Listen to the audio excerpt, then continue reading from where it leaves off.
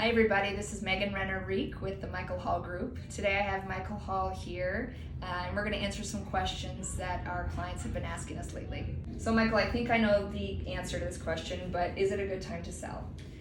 Yes, definitely. It remains a great time to sell. In fact, I think it's the best time to sell that I've seen in my entire, over 30 years in the industry. Your home value is up so much. In fact, over the last 5 years, since 2020, we've averaged about a 47% increase in the average home value across the United States. That's a tremendous amount of money that you've gained. And secondly, we're at around a 40-year low, give or take, depending on where you are in the country.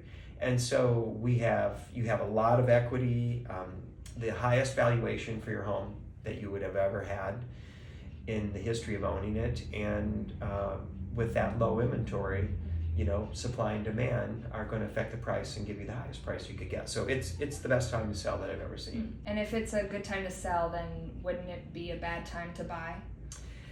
At first you might think so, but it really doesn't. It's not that simple. So let's look back at that same 5-year period, 2020 to now. If I had been renting, and let's say my rent was even just $25,000 a year, which for Chicago is kind of low, I would have lost $125,000 that I'll never get back, right?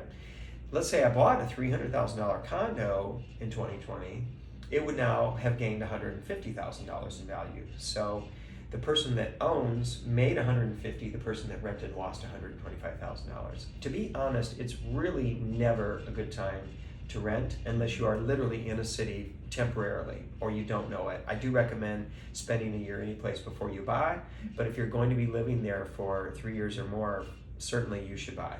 Well, thank you so much for your insights. If you have any questions about the buying and selling process, go ahead and reach out to us, Michael Hall at Baird & Warner. Thank you. Thank you.